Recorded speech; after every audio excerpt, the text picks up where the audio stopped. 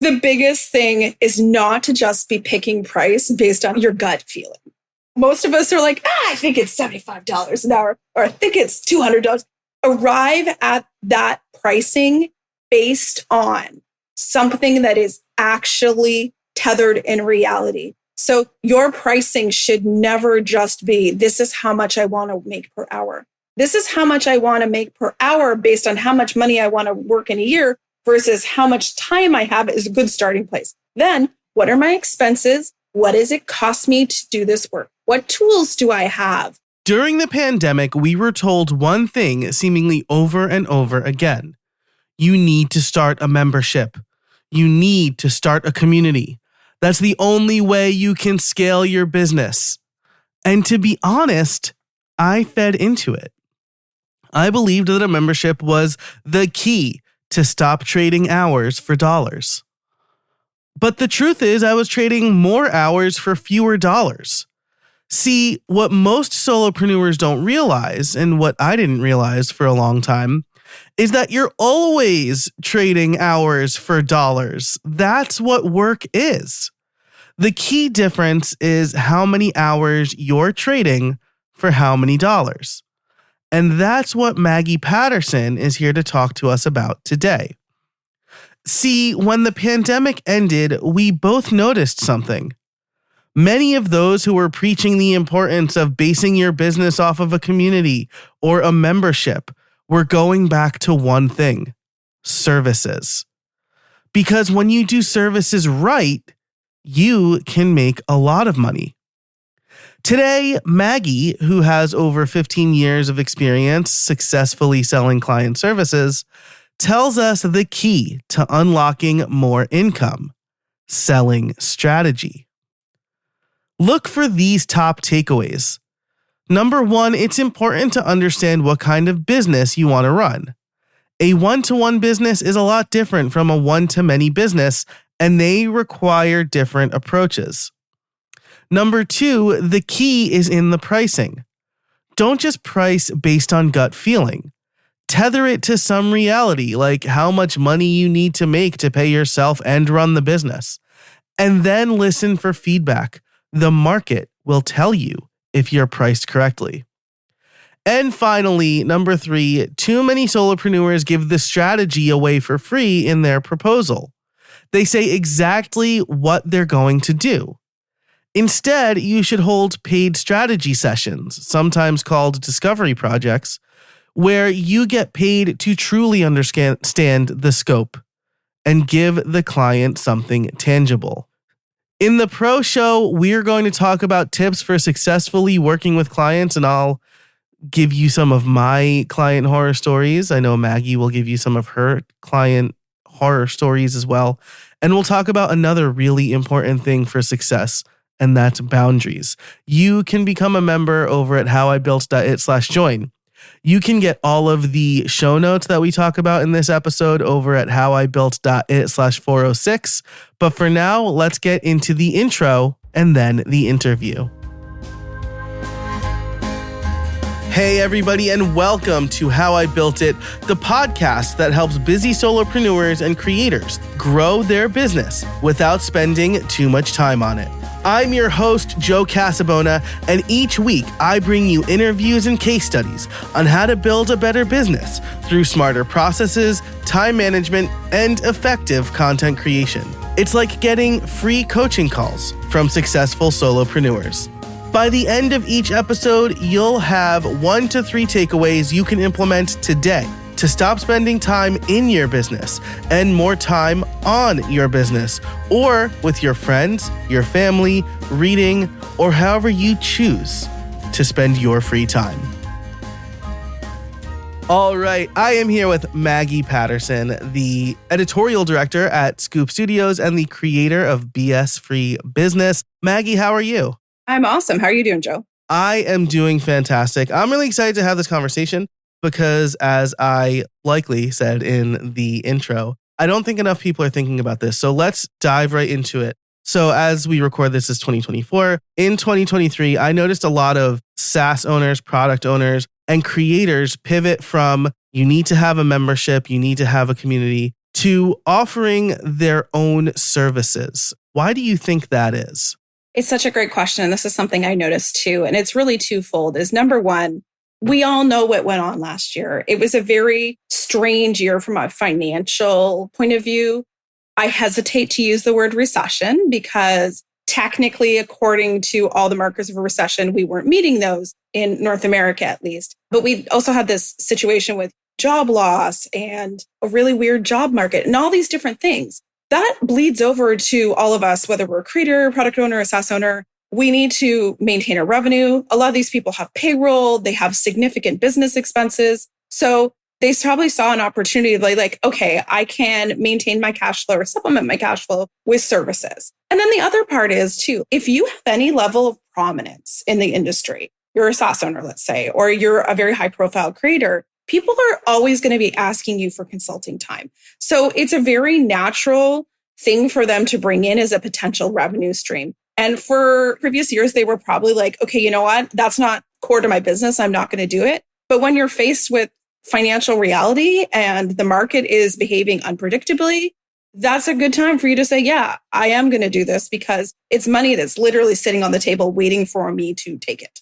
That last point especially is really good, right? Longtime listeners know that I got my start in the web development world. I was a web developer for 20 years before moving to the podcasting space. And I've always said it was easier for me to sell a $5,000 website than a $500 course or a $50 course. Absolutely. Because I'm meeting face to face with people. I can more easily demonstrate my expertise with a single call usually than all the copy in the world on a course page. And usually if people are reaching out for me for consulting, they're already kind of warm to that too. So I think that's really good. And like you said, we all know what went on last year. When you have an opportunity, especially with a membership, any membership, low dollar, high dollar, when you have your consumers, right? When you're doing like a B2C and they are trying to cut costs, there's not a lot that you can do. Our groceries went up 25% last year. I've got 3 small children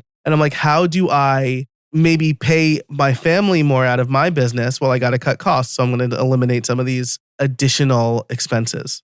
Absolutely. And I think the other part of it is everyone's expenses went up personally. And if you have a business, it absolutely went up. Cost of tools went up. The cost of your team went up. All of these things have this ongoing impact. You know, like I looked at all of our team compensation for 2024 and everyone had to get a raise because I'm like, I want to make sure everyone is well compensated that works for us and we're still competitive. But ultimately that does hit my bottom line. That's exactly right. And it's funny because you do see it everywhere. My wife is a nurse and I know like hospitals were concerned about certain costs rising, but they made sure their nurses were competitively compensated as well because their nurses are some of their most important staff that keep the wheels on the bus. Absolutely. With that, I think we have seen over the last few years, like recurring revenue is so important. Start a community, mostly 2020, right? When people were like at home, there was very much like you need to start a community and charge for this community. And I think a lot of people, myself included, tried to do this and couldn't make it work. My membership is as the members will attest to you, a constant experiment in trying to find the right value to make this scale a little bit better for me. So with that in mind, how important is it to solopreneurs especially, we'll say, to offer services? This is a really interesting question. And I'm glad you asked it because there's a lot of layers to it. So stick with me, everybody.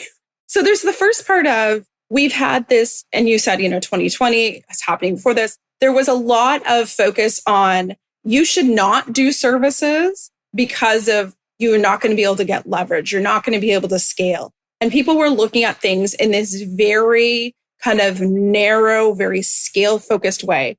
Or what we saw a lot of is services were treated as an experiment, a stepping stone for people to do the next thing. So what I saw a lot of in kind of the circles I run in is people would do services for 6 months or a year and be like, I now have the secret, air quotes, to doing services. So now I'm going to teach you how to do services. And so a few things started to happen as a part of that is we saw a lot of people transitioning really quickly out of services that didn't actually have the experience. And we saw a lot of people really pushing this message and this narrative of services are not a way you can grow. And I honestly feel like looking at the solopreneurs I work with, they really internalized that message and felt like they had to move from this one-to-one done for you or done with you type service to something else. The reality is you've got to know what kind of business you want to run, because running a one-to-one business, and you alluded to this earlier, is much easier to find and sell to those people than a one-to-many scaled audience. I run two very different businesses. I run a content production agency, and we work mainly with tech companies. It is a very stable, and I'm not going to say easy, I'll say simple business model, because ultimately we have clients on retainer. We don't need to do a lot of marketing. We don't need to do a lot of new business. But over on the other side, where I'm doing work with BS Free Business, where, we run masterminds, we have a community. Doing all of that work requires a lot of marketing time, money, energy. And I am a marketer, and it's still a lot. So I think for a lot of people, you got to decide, how do I want to spend my time? Do I want to spend my time doing what I would call very people-y activities? For the more introverted among us, this is something to consider. Like, do you have the emotional and energetic capacity to be constantly marketing, constantly building your email list, constantly building your community so you have enough people to sell to? Or do you just want 5 clients that you can work with ongoing or on a project basis and not have all that extra hoopla? I don't think it's a binary of right or wrong. I think it's a matter of understanding what's going to be best for you and what's required to be successful in each model. I love the way you broke this down, right? So, stuck with you the whole way. That was so clearly laid out. I love what you're saying, because as we record this, earlier this week, I did an exercise that I probably don't do as often as I should, which is lay out what my friend Chris Lemma calls the product ladder, and then consider my highest leverage offerings. Because, like I said, I have 3 small kids. We're sending them to a Catholic school. One is still in daycare. And I realized if I don't give us a raise soon, we are not going to be able to make ends meet. I've been holding off as long as possible. Last year was a down year. I realized I'm not going to get there selling $10 a month memberships. I have a list of 1,400 people. Even if all of those people become a member at $10 a month, it ain't going to happen. And so I looked at my highest leverage offerings, and guess what? Those are a very specific done-for-you service for launching a podcast. And then right under that is like the one-on-one coaching. And those are the 2 highest leverage things. I get 10 of those people. I have made the difference in income I need to make.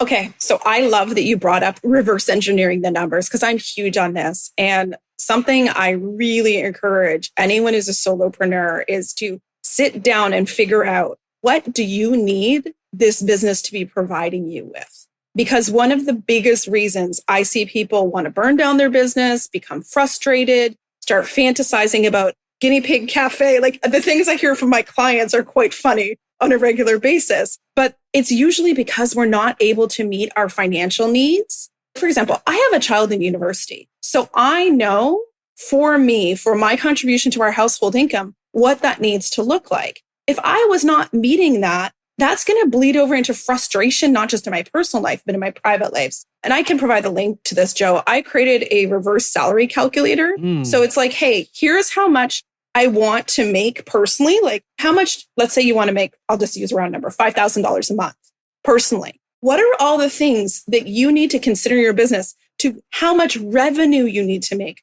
Because we tend to have this very romanticized, delusional at times view of how the business is going to work. We have expenses. We tend to overinvest in a lot of things. And then what happens is we don't get paid. And I see this all the time in the online space. And I'm not knocking coaching or consulting. I'm a consultant myself. But they'll be paying 6 coaches, be in 3 programs, have no time to actually work on the business. And they're literally paying themselves like $300 a month, which, hey, $300 a month is $300 a month, but it's probably not what you need given the cost of groceries right now and the cost of living. Yeah, $300 does not cover groceries for a family of 5. Not at all. Even with small children. I know like teenagers eat a lot. Man, little kids, they set food on fire, basically. They need a lot of snacks, if I remember correctly. Yes, a lot of snacks. Usually those snacks come before or after the dinner. They're not hungry enough to eat anymore. I think that's great. I will make sure we link that in the show notes. You can find all of the links in the description in your podcast player or over at howibuilt.it/406 for episode 406.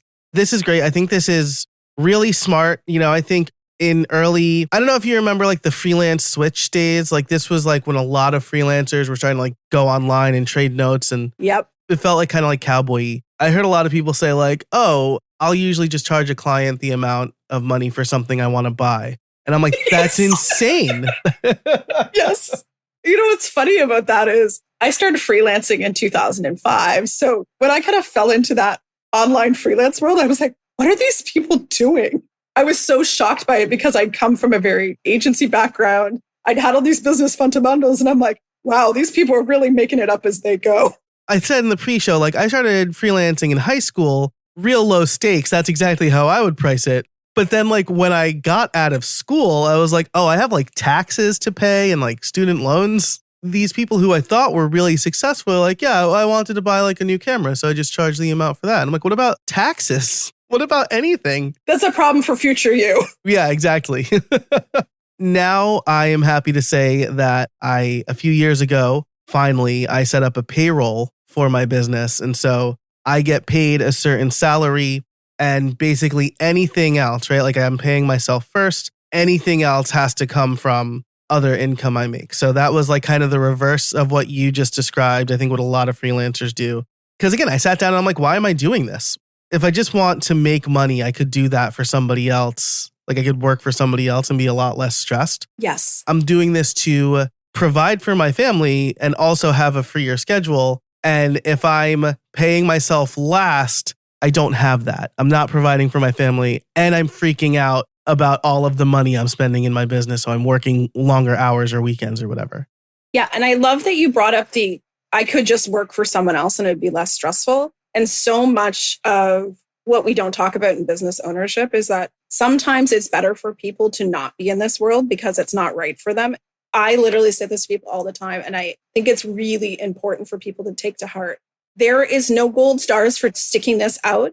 If this is not the right season of your life or it's not the right fit, it is okay to go work for someone else. And I do think collectively in entrepreneurship, we've been sold this idea that we will all make exponentially more money. When the reality is I know what I pay myself for my business and I'm very happy with that. But I know, given my skills, experience, background, and everything else, and this is not a brag, this is just facts, I know exactly how much I would be making in corporate, and it is more money. But for me, I don't want that lifestyle. I want the lifestyle I have now, and that's fine. But don't let it be all about the money. Because if you just want money, go work a 9-to-5 and not have this much stress in your life.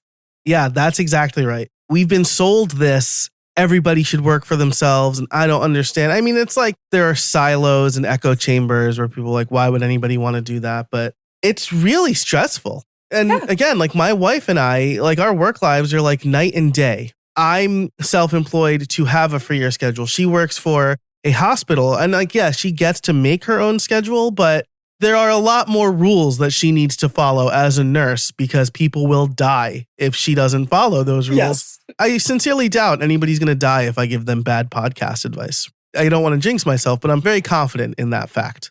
The other thing is nothing's permanent. I know a lot of people who were like self-employed and then they got a great opportunity to work for a company and they worked for them for a while and then they went back to being self-employed. And they were better because of it, right? They got all of this experience working on a bigger team or managing a certain group of people that helped give them better perspective to be a better business owner. Absolutely. And I don't think we give those skills enough weight or honestly respect, because I know for me, one of the reasons I continue to grow in my own business is that I have a line of sight into all these other businesses. We're working with these bigger tech companies. We're working with bigger professional services companies. I get to see how those things are functioning and then bring that into my own business. So I think whether you're doing client work or not, but having those abilities to bring other experiences in, even sometimes going working for someone else for a year can be the absolute best thing for people. And you mentioned you have 3 small kids. Some people need the freedom and flexibility during that stage, and some people need the financial stability. And I think we need to just be really mindful of what's right for us in a specific season. And just because you freelanced for 3 years doesn't mean you can't come back to it if you get a job.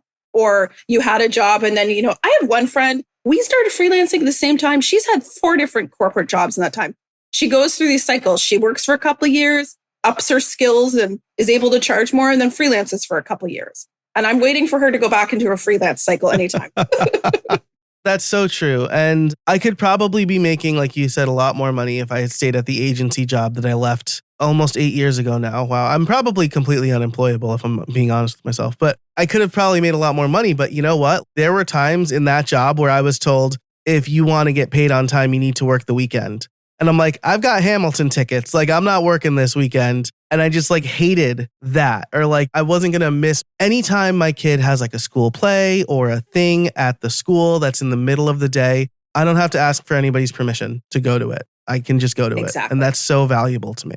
That's the exact reason I started my business. I had a husband who worked shift work. I had a very long commute. I was like, this is just not going to work. And I personally have never looked back. And I like that I can go to the gym at 2 p.m. if that's what I want to do on any given day. I want to start work at 11. I will. That to me, personally, I'm not a fancy person. I don't need a lot of money. I'm doing just fine over here. I love that. Speaking of this now, I want to get into client work can kind of sometimes feel like you're beholden to somebody else and you've got to get your hands dirty and you're always on call. And so I want to touch on that. But first, I do want to take a quick break for our sponsors. Look, when you have an online-based business, speed and reliability are the most important aspects of a service. Not far behind that is actually owning the website that your business relies on. When you own your website, you're not subject to an algorithm, changing terms, or accidental shutdowns. That's why I'm so excited that Liquid Web is back as a sponsor of How I Built It this year. Their Cloud VPS is some of the best in-class hosting you can get when your business relies on your website. From speed to security and protection to regular backups, with Liquid Web, you can trust your website will remain in tip-top shape. Not technically savvy? Don't worry. Liquid Web offers fully managed hosting, which means they have a team of knowledgeable experts looking after your website for you, so you can focus on running your business. If you need fast, reliable, and secure hosting for your business, check out Liquid Web. Head over to howibuilt.it/liquidweb today. Hey, real quick before we get back into the episode, I want to tell you about my free newsletter, Podcast Workflows. If you are wondering how I can successfully run this show, plus 2 other shows, plus run a business, plus run 3 children, Podcast Workflows is for you. You will get weekly emails with behind-the-scenes look on how I produce this show, experiments I am trying with other podcasts, and general advice to start, grow, and monetize your podcast. You'll also have the opportunity to become a member and get ad-free extended episodes of this show as well as bonus content. You can do all of that over at podcastworkflows.com/join. That's podcastworkflows.com/join. Sign up for free today. All right, and we're back. So, do services have to be getting your hands dirty? This is maybe not the best way to put it, but that's what I have in my mind. One reason that I moved away from web development is because I wanted to stop doing client work because I think many solopreneurs, think that doing client work is explicitly and exclusively trading time for dollars. I have 8 hours in a day. I charge $100 an hour. Therefore, I can make $800 today. Is that the case? I have a real beef and a bone to pick with the idea of trading time for dollars. That's what work is. It doesn't matter what work you're doing. This is the way our capitalist economic system is designed. When you do work, you are trading time for dollars. So I think we need to kind of let that one slide. Unless you're into investments or real estate investment or something else, there's very few truly passive things. There's leveraged income, sure. But we need to kind of let go of this, I think. And it goes back to what I was saying earlier. You want to choose how you're going to spend your time. Do you want to spend your time building a one-to-many business, doing a lot of marketing, doing a lot of thought leadership, really investing in that? Or do you just want to get in and get out and do some work for clients? And one of the reasons that people really struggle with client work is they don't set themselves up for success. They don't price correctly. They underprice. They don't set up boundaries. They set up relationships with clients that are not built on mutual respect and trust. We've all had a bad client. I get it. And when you have a bad client, you've got to look at it and be like, okay, yeah, they really sucked. But for me, what was my role in this? And that's how you become someone who can do services without it taking over your life. How can you run your business in a way that serves your clients and serves you? And I think so many times we mistake being a service business owner for having to like let everyone rule all over us. And the only reason I'm still able to do services after all these years is because I have very clear rules of engagement. I vet my clients. I price accordingly. I don't try to bill every single hour. I'm very intentional and strategic about the choices I make. And most service business owners kind of just fall into it. Like someone's like, oh, could you build this website for me? And then they build the website and then you're kind of figuring it out as you go. And I think if you're struggling with any of those things, starting to figure out why you're struggling with the client work and what you don't like about it is a really good place to start. There are a couple of things I just want to like reiterate that you said. Everyone does that. When you're at work, you're trading time for dollars. With client work, like you said, that's leveraged, right? I don't get anywhere near $250 an hour for the work I do in my membership. I basically operate at a loss right now for that. So I think that's absolutely right. There's very few passive income things. This is really where the membership and courses myth kind of came from, right? You set up a course and then it just makes money while you sleep. As someone who actually taught in the classroom, that's not how teaching works. And so I love that you said that. And then again, most people don't set themselves up for success. This reminded me, I went to the University of Scranton, went there and taught there. And so I lived in Scranton for a while and I was working at a co-working space. This guy asked me if I could like do something for him web related, right? And I'm like, oh, I don't really do that kind of work. And he looked me right in the face and said, you should never turn down the opportunity to make money. And I looked him right in the eye and I said, the fact that I'm turning this work down means that I'm going to do work that will make me more money. Not all work is created equal. And if this is going to pay me $50 for an hour and that work is going to pay me $200 for an hour, I've lost $200 working for you.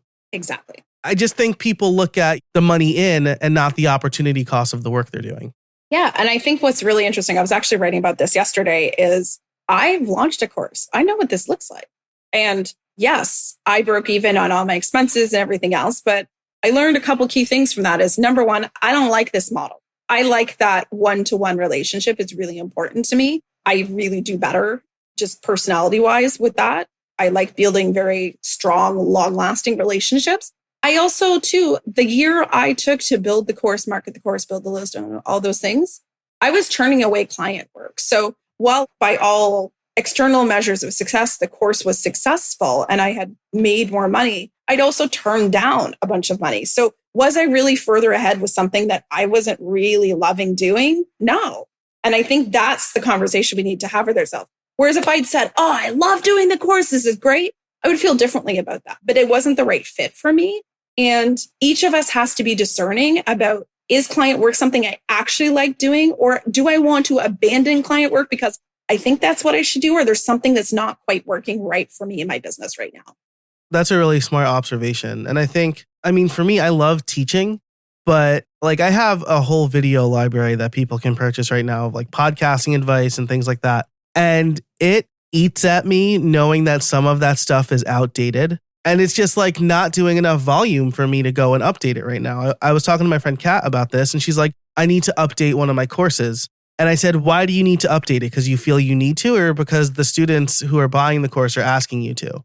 And she was like, oh, well, I just think it's outdated. And I'm like, I would say, and this like cuts me to the core too, don't answer what people aren't asking. If people aren't saying, hey, like this is really outdated, and it's still more or less the same thing, right? Like small interface changes and things like that, fine. You don't need to update your entire course. It's probably not worth it for you. And that's something that I have a hard time like grokking as someone who did software for a long time. But it just highlights one of the things that you pointed out, which is one-on-one or like a group coaching, a live cohort thing is probably the best thing for me in that realm because I get to work with people one-on-one. I get to give them the latest information without feeling like my course is getting stale and I feel bad for selling it. Those are things that I shouldn't feel if I'm selling a course. And the other part of this is we are seeing a shift right now in the industry. You've been around long enough, you've seen these trends. Like it's all about courses, then it's all about memberships, then it was all about group programs. What we're seeing right now is people are very aware of how some of those experiences have not delivered. And there is some pushback. People want individualized advice. They don't want the one size fits all. So what you said is you can get in there with people, make a very specific recommendation. It has impact much faster than they watch 5 modules and like, oh, maybe this is what I should do. More people want individualized attention. And if you're not doing it one-to-one, how can you deliver that same experience and really provide people with the guidance they need to get the results that they're looking for? I love that. That's perfect. I was also going to go on like a little bit of a tear, but maybe we'll save that for the members, which I don't think I mentioned yet. But in the members portion of this episode, we're going to give tips for successfully working with clients. So if you want to hear that conversation ad-free, you can become a member over at howibuilt.it/join or in the link in the description in the app you're listening to right now. Before we move on to what people are probably already seeing in the title of this episode, we did touch on the fact that most people don't set themselves up for success. We talked about money a lot. One place lots of us mess up is pricing. You probably touched on this already, but maybe like 1 or 2 tips for properly pricing your services. Okay. I probably could write like my PhD dissertation right now on pricing for service business owners. Summarize Lord of the Rings in 1 sentence, go. That's what I basically just asked. Exactly. The biggest thing is not to just be picking price based on your gut feeling. Most of us are like, I think it's $75 an hour, or I think it's $200. Arrive at that pricing based on something that is actually tethered in reality. So your pricing should never just be, this is how much I want to make per hour. This is how much I want to make per hour based on how much money I want to work in a year versus how much time I have is a good starting place. Then what are my expenses? What does it cost me to do this work? What tools do I have?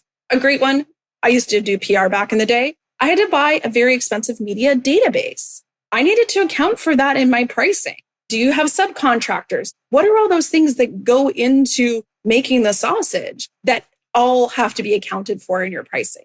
And then the other part of it is to looking at your market, looking at your potential clients and understanding what the kind of price cushion, like what's that range for people? What I can charge in corporate consulting for a tech company is very different than what I can charge in these solo entrepreneurs. So you've got to understand what's in the range for them. And then figuring out based on your skills, your experience, how you communicate your value, the results you get.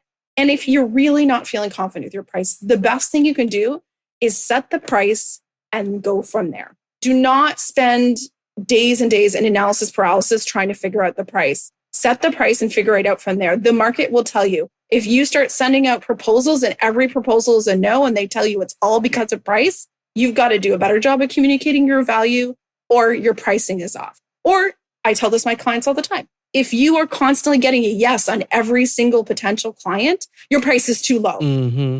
Raise your price. If your close rate is like 90%, no. You want people saying no because your price is too high. I always knew it was time to raise my rates when I got like 3 yeses in a row, no questions asked. I'm like, well, I'm not charging enough. First of all, love that you never really said lower your prices, right? It was always like set the price, go from there. Consider your audience. It is a value play. And in some markets, your price might be suspiciously low. When we were looking for a house, all the houses we were looking for, we live outside of Philadelphia, and this was pre-pandemic, so like prices weren't inflated yet. More inflated, I guess. All the houses that we were looking at were in the maybe $250,000 to $350,000 range. And there was one house that looked great from the outside, and it was $120,000. And my wife was like, oh, this looks okay. And I'm like, what is wrong with this house? Yes, exactly. First question. Is it sinking? Yeah. And it turns out we looked further into it and it was a fixer-upper. And I was like, oh, so we're going to put more than the difference into this house. So if your prices are too low, people will say like, everyone else is quoting me up here. The fact that you're quoting me down here shows me that you don't really understand the scope of the work or the type of work that you're going to be doing. And your potential client wants to work with someone who is confident, who can guide the process. There is a lot to be said to be able to go into the client and say, this is how it's going to go. This is what it looks like to work with me. Here is my process. Here's how long it's going to take. Here is the price. Whereas so many of us early on, especially, we kind of let the client guide us.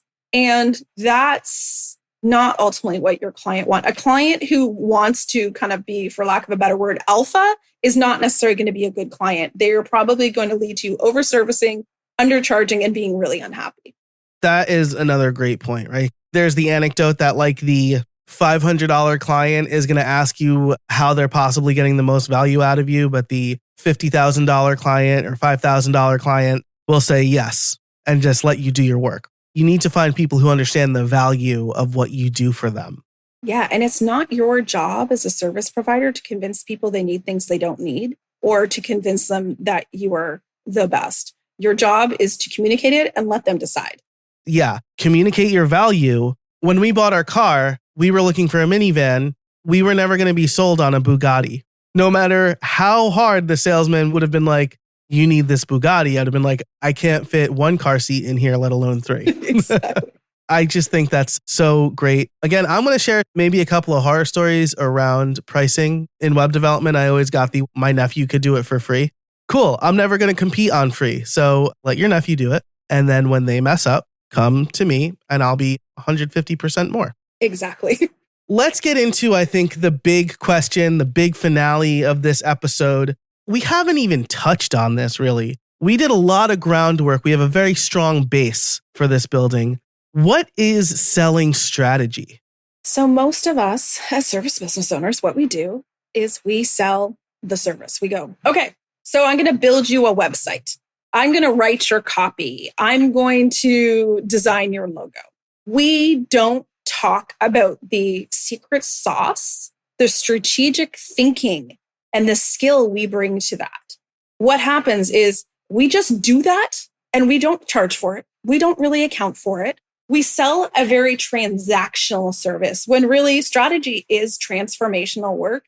And you want clients who are going to buy into the process you're going to lay out for them. And I'll talk you through process in a second. How are you positioned in the market? Really looking at all those things. You want someone who's going to hire you for that website copy, let's say, who wants you to do all the work, not just sit down and write words. Because for each of us to do our work, we have to do the strategy. So what happens? We end up not charging for it, giving it away for free, letting our clients go to someone else for the strategy, and then we have to be the one to implement it. That is a nightmare. Been there, done that. And this was something I really noticed over the years with my clients. And I was just like, hold up, what is happening here?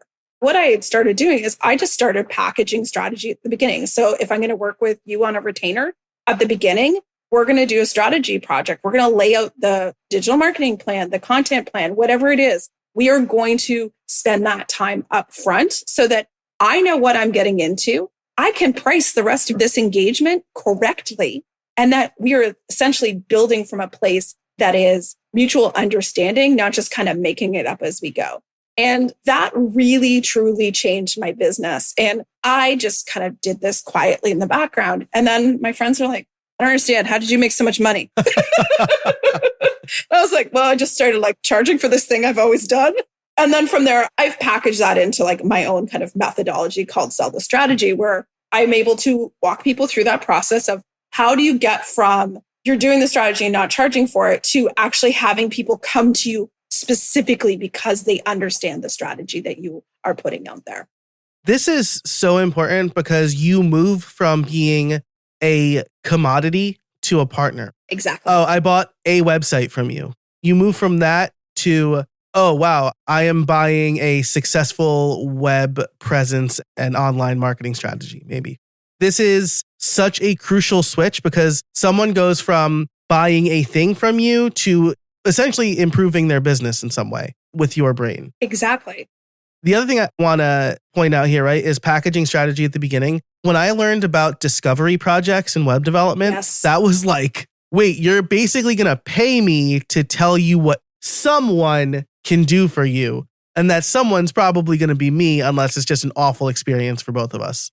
Because how many times before you were doing this, Joe, did you spend time trying to figure out what they needed, hoping you're going to get it? Or if you knew what they needed, you literally wrote the strategy and the proposal for them and gave it to them. And then they can have anybody implement that. Yep. When I worked in agency, we used to do that all the time in the pitch. I'd be like, we just gave them a 3-year PR plan for free. What are we doing? Yeah, here's what I'm going to do for you. Now you're going to hire some intern in-house to do it at a fraction of the cost. Exactly. That's so true. And then if you're doing it right, you're spending, 8, 12 hours, 16 hours putting together something really good that they're hopefully going to say yes to. Why not get paid for those 16 hours, right? And say like, hey, here's what we're going to do. Here's your very clear deliverable. I do this today in the form of a podcast audit, right? So someone pays me for an audit where I spend an hour or so looking over their whole podcast and their podcasting strategy. And then I give them a game plan. And then hopefully the move is, hey, can you like automate some of this stuff for me? Or can I hire you to be my coach to help me do these things? That's the right move, right? I'm not spinning my wheels. I'm getting paid for something. The client gets a very tangible document that they can implement themselves or have me help them with. And I think one of the things that we need to consider in this is when you start selling strategy, you're probably going to get more no's, but you're going to have a better quality client who understands the value of what you're bringing. A client who says to you, no, I just want you to do the website, or no, I just write the website copy, doesn't understand the inputs and the strategic thinking that goes to getting to that point. I think maybe I should say here, right, that this is very different from, I have a lot of problems with Alex Hormozy and his like $100 million you and me both. Whatever, right? And like he says in his book, if people are hungry, go to that place and you can sell them the worst hot dogs ever. And I'm like, great. People are going to buy crappy hot dogs from you and then never buy from you again. Why not sell a really good hot dog that people like rave about? Like, it's just like, maybe I just took this opportunity to like take a pot shot at Alex Hormozy. But here's the thing. Did we start a business to sell potentially like rotten hot dogs that are really cheap? Or do we want to be hired because we're really good at what we do and we have a really positive experience? And the attitude of, I'm just going to sell you crappy hot dogs is literally the epitome of so much of what is wrong with the world we're in right now.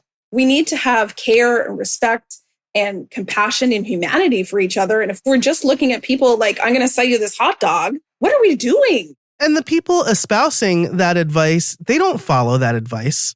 No. Like Alex Hormozy didn't become a multi-million billionaire by offering crappy gym coaching or what, like however he made his money, right? Like something in the exactly. Right? That's not how he made his money. And so like that analogy immediately falls apart. So I love this selling strategy. We talked about it a little bit, but if someone's like, this is great, like I sell logos or I sell producing a podcast episode or writing an article, how do I start selling strategy? I have a 5-step process and I'll walk you through it really quickly. Again, this is let me tell you the Lord of the Rings in 5 easy steps. But the very first thing is product. This comes down to essentially what is often referred to as productizing a service. You're going to do market research and validation. You are not going to create this in isolation. Nobody, please do not create this in isolation. Just because you think it'll be cool doesn't mean anybody wants it. You have to validate that there's an actual need for this. And as part of that product step, once you validate market need, you're going to start developing what is the process. So I'll use content strategy. What are those steps I'm using for content strategy? What does that look like? Because the more you can convey what the process is, the more your potential client will start to trust you and kind of start to relax. And that's what you want. You want your client to be like, Joe's got it. You don't want them having to ask you a ton of questions. You want to be able to convey that value very easily. And then from process, you go into positioning. How are you going to position yourself as the person to deliver this work? Why are you the best choice for their needs? What are your skills, experience, talents, etc., that make you uniquely qualified for this? And then once you get beyond the positioning piece, you want to look at your pricing. We've talked a lot about pricing, but your strategy pricing needs to be for whatever this would mean in your business premium. It needs to be, let's say you charge on average $150 an hour.